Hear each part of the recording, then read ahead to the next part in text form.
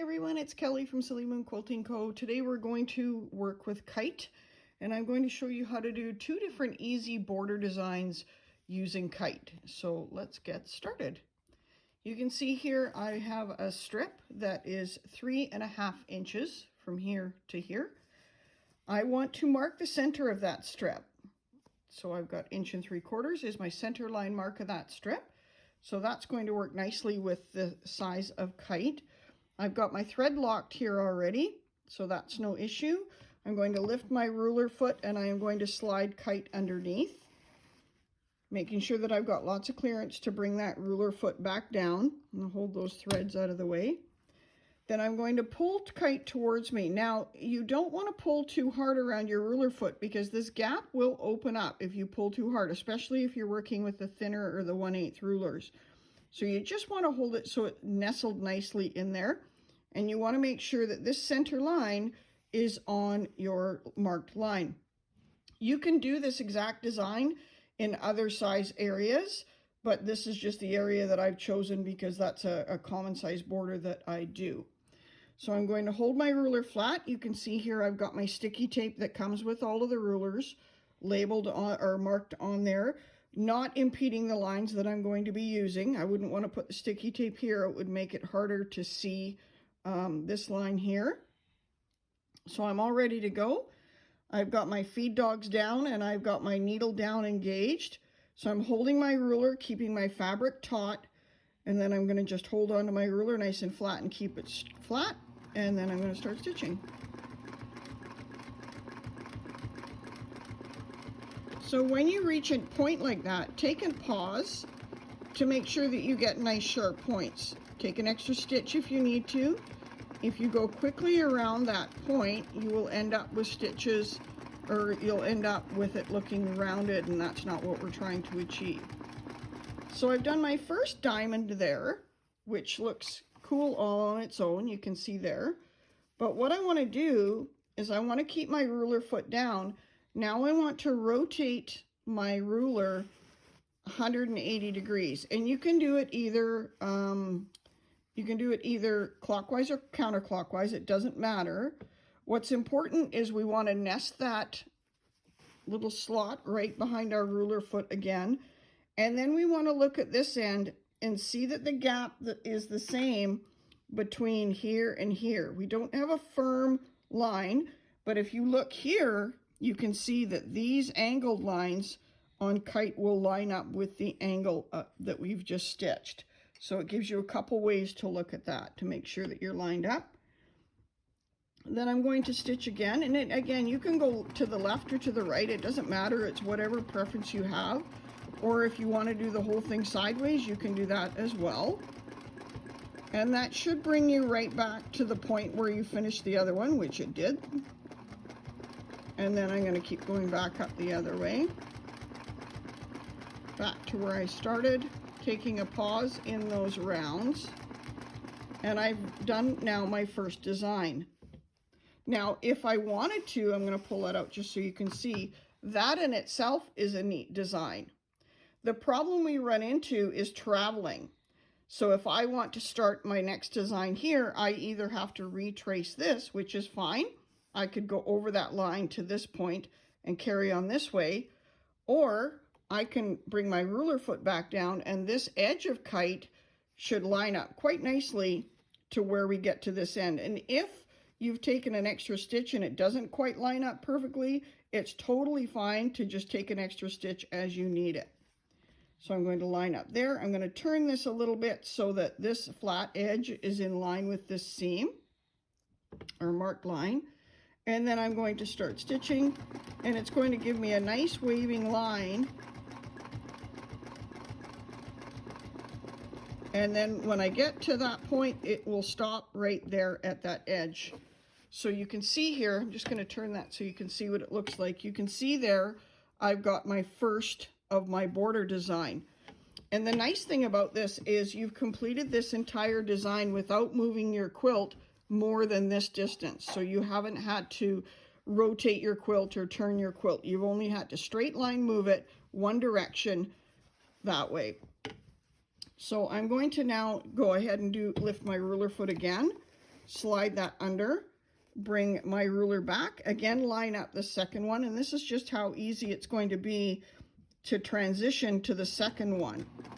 And then we're just going to repeat exactly the same thing, pausing when we get to those round parts. Just a second pause, maybe an extra stitch. And then I'm going to get back to where I started. And then I'm going to, oops, no, I'm not going to lift that up. I'm going to rotate my ruler. And I'm going to come back and check check these lines to make sure that they're on top of the line I stitched. And then I'm going to come back and do the other one, taking that pause again.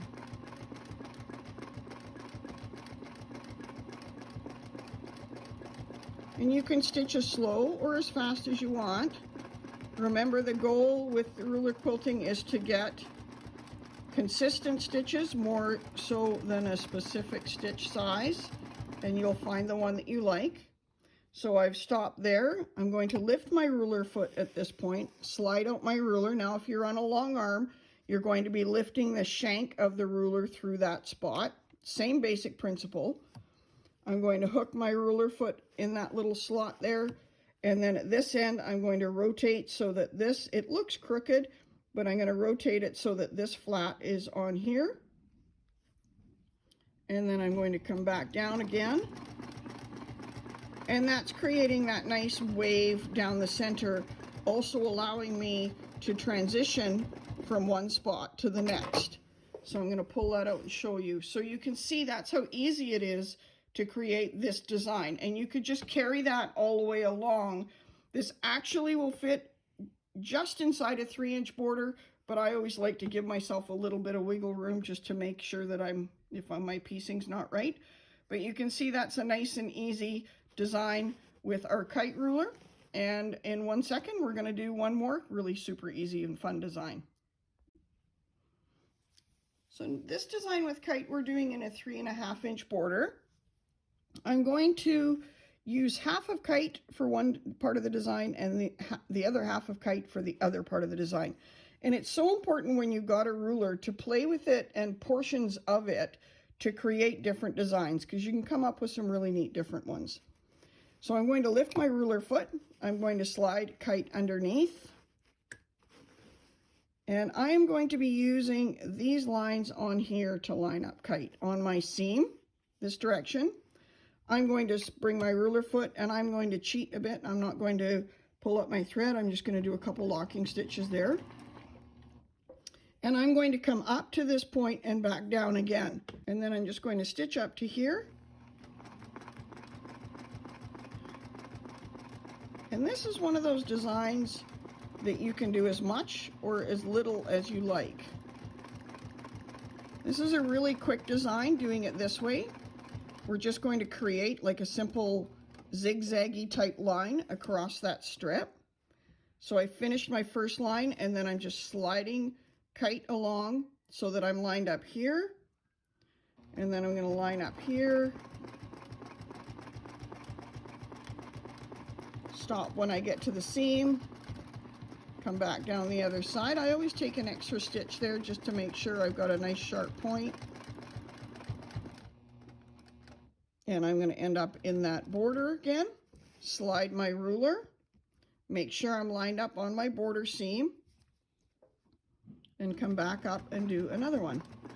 So I'm going to show you when I'm done this, how this looks just as a design itself. And this is a great one for if you want to really quickly get moving on your quilt because you've got to get it done. We'll do one more just for the full effect. And you can stitch this once you get going on this on a longer quilt, or on a longer border rather, you'll start to be able to do this fairly quick.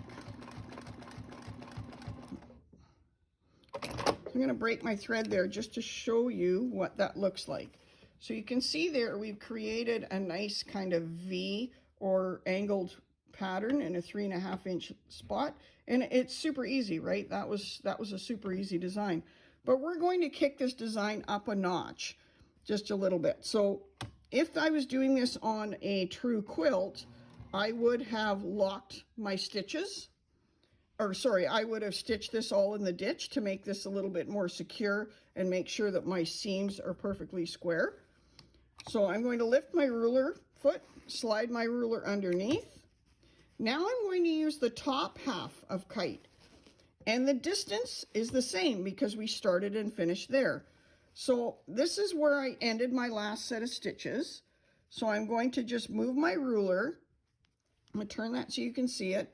Move my ruler so that it's at the spot where I've just finished this last peak. I'm just going to go one more stitch because I went too far. I'm just going to do a quick look in behind to make sure that I'm lined up here, which I am. And then I'm going to come back to the front so that I can see a little bit better. And again, you can be doing this left to right if you're more comfortable doing that. So I'm going to start my stitches. And then I'm going to come back. And I will end up exactly where I started. So you can see there, I'm just going to move this out of the way so you can see what it's starting to look like. We've created, if you're a Star Trek fan, a V within a V. Kind of a neat idea.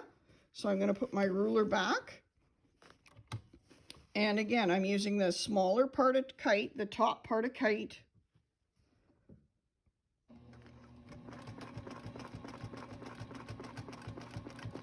And I'm going to stitch back to where I started, slide it along.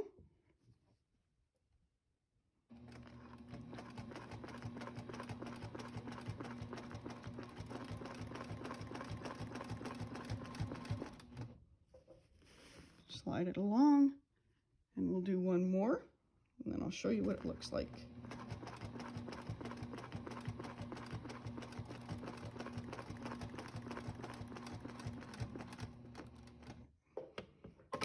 So I'm going to break my thread, make sure my needle is out of the way, slide my ruler foot out, and then show you what that design looks like. Okay, so kind of a neat way to do a border. So from that one part, we've got 2 designs, but now we're going to add one more portion to make it 3 designs the same way. We're now going to take our kite and we want to put it here now. So if you had finished here, and we're going to assume this is a seam, let's actually do that, and that makes it easier to see. So I'm going to bring this down here. I'm going to lock my stitches. I'm going to assume that this is a seam. That's why I finished stitching there. I'm just going to use the edge of my ruler, and I can make sure I'm square by using the line on this side, right? Use the lines that are on your rulers to make sure you're square. I'm going to stitch up this way. I'm going to stop when I reach that. Now I want to stitch over to this point because that's where I want to start my next half peak. So I'm going to stitch in the ditch using the edge of the ruler to that point. You don't need to pull out a special ruler if you're only going a little ways like that. I'm going to lift my ruler foot, put Kite back under, and now again I'm lining up and using this short part, short peak of Kite. So I'm going to hold that.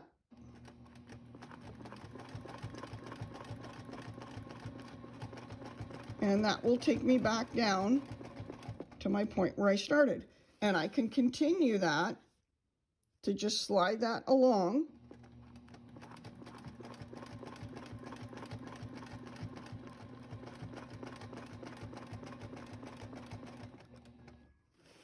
And slide that along again.